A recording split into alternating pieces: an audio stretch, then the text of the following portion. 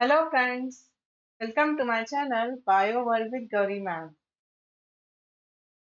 Doctor Homi Bhabha बाल वैज्ञानिक competition. अगर आप स्टैंडर्ड 6th में हो तो आप इस एग्जाम के लिए एलिजिबल हो। क्या है ये एग्जाम? ये एक कॉम्पिटिटिव एग्जाम है जिसमें आपको बहुत अच्छे तरीके से पढ़ने का चांस मिल रहा है ना। एक अच्छी अपॉर्चुनिटी है आपके सामने, जिसमें अगर आप लेवल्स क्वालिफाई होते हो, फर्स्ट लेवल तो थ्योरी की होगी, उसे क्वालिफाई करके आप जाओगे प्रैक्टिकल्स के लिए। उसे क्वालिफाई करके आपको करना है एक्शन रिसर्च प्रोजेक्ट, और उसके बाद है आपका इंटरव्यू। स्टैंडर्ड 6th में इंटरव्यू देने का इससे अच्छा मौका आपको कहाँ मिलेगा? कहीं नहीं मिलेगा। यही मिलेगा जहाँ है डॉक्टर होमी भाभा बाल वैज्ञानिक एग्जाम।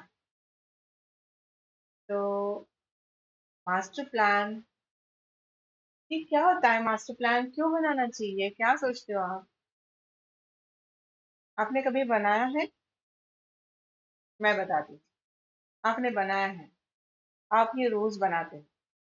अब बताओ, रोज आप कल कितने बजे उठना है, स्कूल है, और उसके लिए किस तरीके से तैयार होना है, इसका मास्टर प्लान बनाते हैं।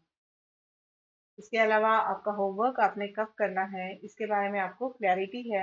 आप खेलने के लिए कैसे जा सकते हो फटाफट होमवर्क करके, इसके लिए आप बनाते हो मास्टर प्लान। चलिए फिर, आपके खेलने का टाइम बिल्कुल भी कम ना करते हुए हम मास्टर प्लान बनाते हैं स्टैंडर्ड 6 के लिए, डॉक्टर होमी भाभा बाल वैज्ञानिक कंपटीशन के प्रिपरेशन की।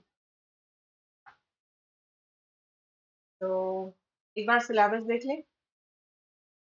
कॉम्पिटिटिव एग्जाम है इसलिए वास्ट सिलेबस होगा। इसमें देखो, आपको क्वेश्चंस आएंगे स्टैंडर्ड 4th 5th और 6th के सिलेबस से। ये एग्जाम साइंस में होती है, तो यहाँ 10% क्वेश्चन 4th से, 20% 5th से, और 60% जो आते हैं वो स्टैंडर्ड 6 से आते हैं। 100 मार्क्स का क्वेश्चन पेपर है ये।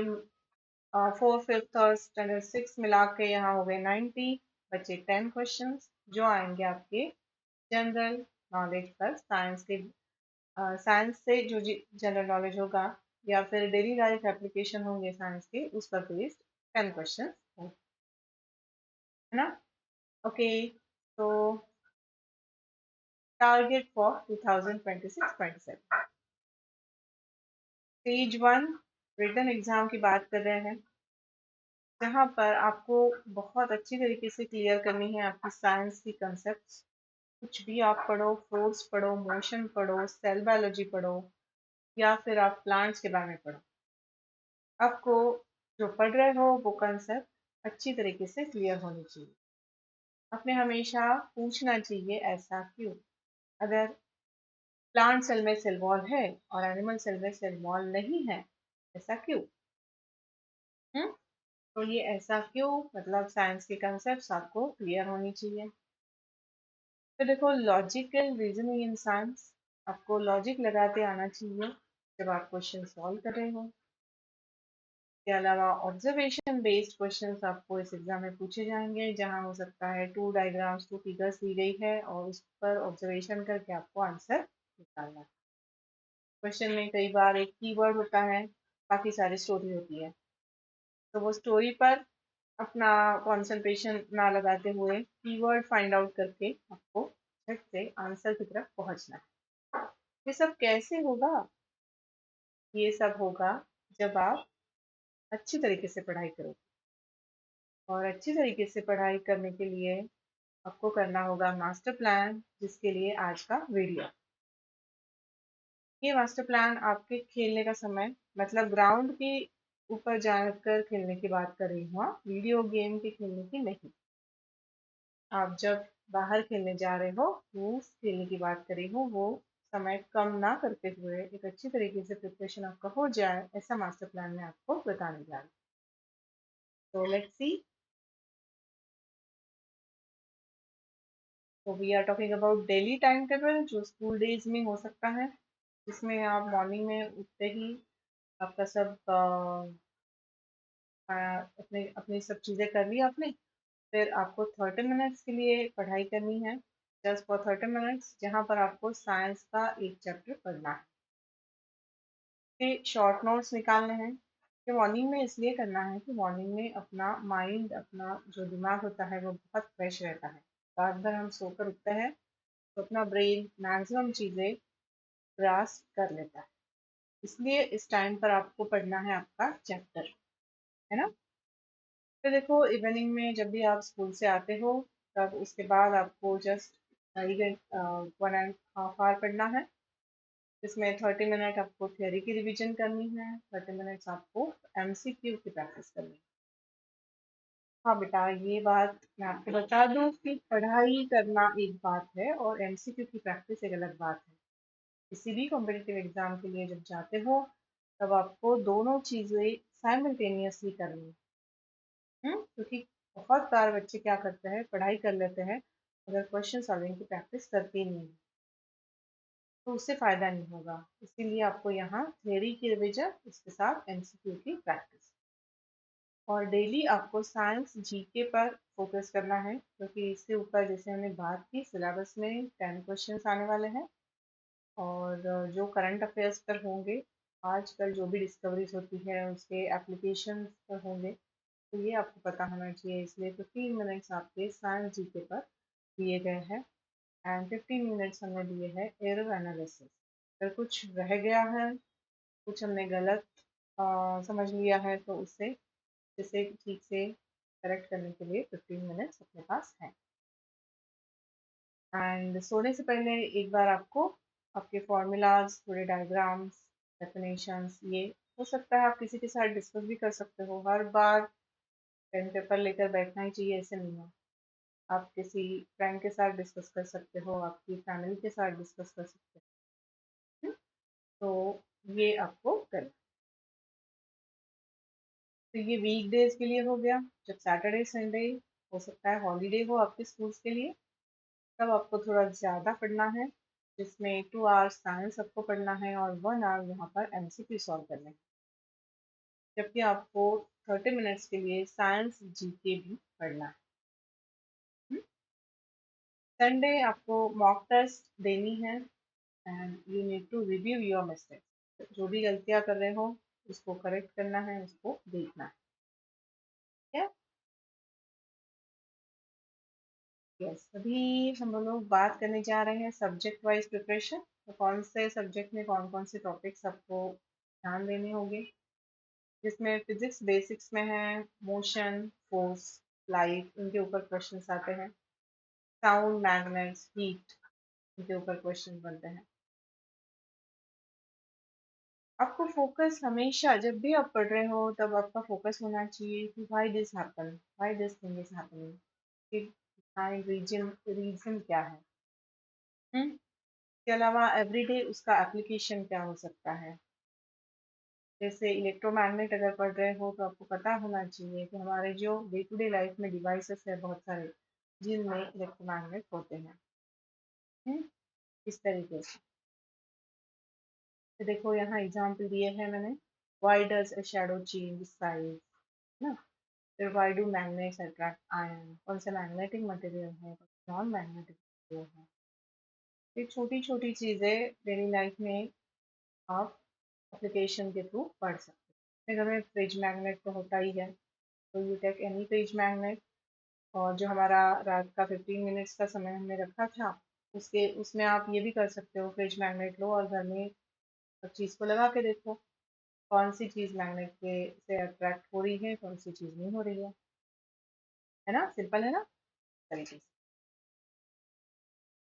केमिस्ट्री में आपको पढ़ना है मैटर, एयर, वाटर, सॉल्यूशंस के बारे में पता होना चाहिए। सोल्यूट क्या है, सोल्यूशन क्या है, सॉल्वेंट क्या है, चेंजेस अराउंड अस तरीके से होते हैं।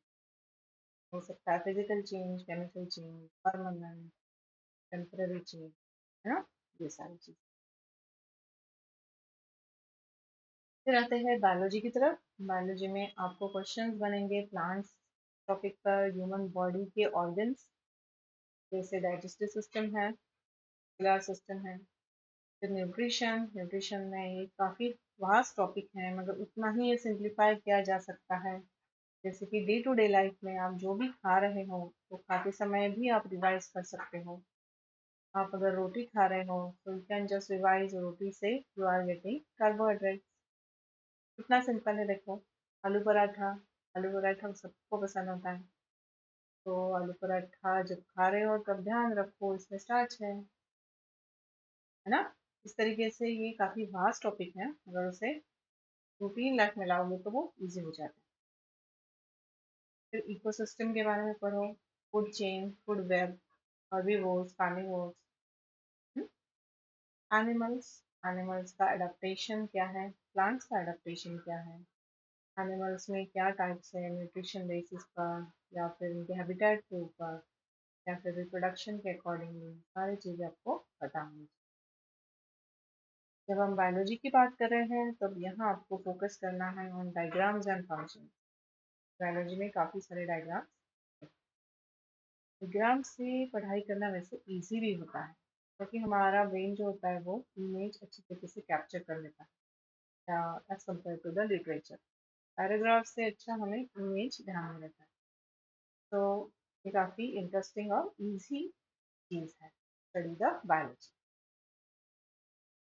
फिर देखो बेटा, एनवायरमेंटल साइंस अलग से कुछ ऐसे क्वेश्चंस नहीं बनेंगे, मैंने ये सॉर्ट आउट किया हुआ है आपको अच्छा मिल जाए इसलिए। एनवायरमेंटल साइंस में बहुत सारे जनरलाइज टॉपिक आते हैं जैसे pollution, air pollution, water pollution, land pollution, natural resources, इसमें एयर, वाटर, लैंड, इसमें क्या क्या उनके कंपोनेंट्स हैं। इसके अलावा कंजर्वेशन एफर्ट्स, तो यहाँ पर वाइल्ड लाइफ कंजर्वेशन हो सकता है, प्लांट्स का, एनिमल्स का। Then water cycle, weather changes, ये चीज़ें आएंगी एनवायरमेंटल साइंस में। और साइमल्टेनियसली इसके भी day to day application, El Nino जो स्टॉर्म है उसके क्या इफेक्ट्स हैं मानसून पर। हम्म, तो ये सारी चीज़ें आपको पढ़नी है एनवायरमेंटल साइंस के अंदर। तो देखो, साइंस जीके प्लान, साइंस का जो जनरल नॉलेज का पॉइंट है, मतलब 10 क्वेश्चंस इससे बनेंगे, तो ये भी बहुत इंपॉर्टेंट है। इसके लिए आपको क्या क्या पता होना चाहिए, इंडियन साइंटिस्ट के नाम, उनकी डिस्कवरीज, फिर स्पेस मिशन इंडिया के, इसरो की अचीवमेंट्स आपको पता होनी चाहिए रिसेंट 2 इयर्स में, नोबेल प्राइजेस के अलावा important inventions, current science news. के लिए आप अलग से साइंस की जीके नोटबुक बना सकते हो जिसमें ये सारी चीज़ें आप नोट डाउन करके रख सकते हो ऑन अ डेली बेसिस, ताकि 5 महीने बाद काफ़ी बड़ी इंफॉर्मेशन आपके पास होगी। और पता है जब आप लिखते हो तब आपके दिमाग में वो ज़्यादा बैठ जाता है। Instead of just reading you make a note of it, लिख कर रखो। अब आपको बता रही हूँ गोल्डन रूल, किसी भी चैप्टर को ले लो, आपको एक चैप्टर पढ़ना है, उसमें आपको 4 स्टेप्स फॉलो करने हैं। जैसे कि सबसे पहले रीड द चैप्टर, जो हम मॉर्निंग में करने वाले हैं क्योंकि मॉर्निंग में अपना ब्रेन बहुत फ्रेश होता है और वो अच्छी तरीके से ग्रास्प कर सकता है। फिर देखो डायग्राम्स हैं, अगर उस चैप्टर में तो डायग्राम्स ड्रॉ करके देखो, उसे लेबल करो अच्छे से।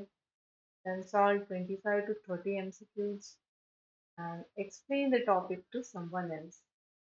ये बहुत बड़ा की पॉइंट है, देखो ये बहुत बड़ा इम्पॉर्टेंट पॉइंट है, explain the topic to someone else. आपको पता है आप जब किसी को एक्सप्लेन करते हो तब आपकी 2-3 बार ऑलरेडी पढ़ाई हो जाती है, क्योंकि एक्सप्लेन करना है इसलिए आप खुद अच्छे से पढ़ते हो, और एक्सप्लेन करने के बाद जो डिस्कशन होता है उसके थ्रू आपका फिर से रिविजन हो जाता है और कुछ नई चीज़ें भी ऑफकोर्स ऐड हो जाती है क्योंकि सामने वाले के डाउट्स आप सॉल्व करते हो। तो अगर हो सके तो आप क्या ग्रुप बनाओ, हॉबी खाबा कॉम्पिटिटर्स जो है, आपके क्लासमेट्स जो है जो इस एग्ज़ाम के लिए क्लियर होने जा रहे हैं, उनका आप ग्रुप बना के एक समय फिक्स करके कभी टॉपिक डिस्कशन ले सकते हो, तो इससे भी बहुत अच्छा फायदा होगा। तो ये ज़रूर करना, explain the topic to someone else, right. अब bio world with Gauri ma'am जो है वो आपके साथ है इस पूरी जर्नी में। कैसे कैसे मैं आपकी मदद कर रही हूँ देखो। एक तो सॉल्व एमसीक्यूज की वीडियोस चैनल पर पब्लिश्ड है और अलग से प्लेलिस्ट है। Six standard six Marathi medium, standard six English medium, standard six ninth Marathi medium, standard ninth English medium. तो आपको ढूंढने में बिल्कुल भी तकलीफ ना हो। इसके साथ ही मेरे चैनल पर डेली पोस्ट जा रहे हैं जिसमें एमसीक्यूज दिए जा रहे हैं, वो आप सॉल्व कर सकते हैं। और रेगुलर लाइव सेशन 2 अप्रैल से शुरू हो चुके हैं। इसमें आपके सिलेबस के बारे में बात कर रही हूँ, आपको सिलेबस समझा। And we are also having membership videos जो आप परचेस कर सकते हो। और वो बहुत अच्छे प्रीमियम वीडियोस है जो आपका नॉलेज, आपका प्रिपरेशन इस तरीके से हो जाएगा। तो ये सारी चीज़ें हैं। Secondly I am sharing my WhatsApp number. आप व्हाट्सएप पर मुझसे कनेक्ट हो सकते हो। You can ask your doubts. Live session में चैट है, लाइव चैट के through you can talk to me. और यूट्यूब पर कमेंट्स भी है। तो आपका मतलब आप मेरे मुझसे बात करो कि अलग अलग तरीके अपने पास हैं। बस इतना सारा है, एक ही करना है, अच्छे से पढ़ाई और इस एग्ज़ाम के लिए जाना है। ठीक है, चलिए फिर ऑल द बेस्ट, मिलते रहेंगे।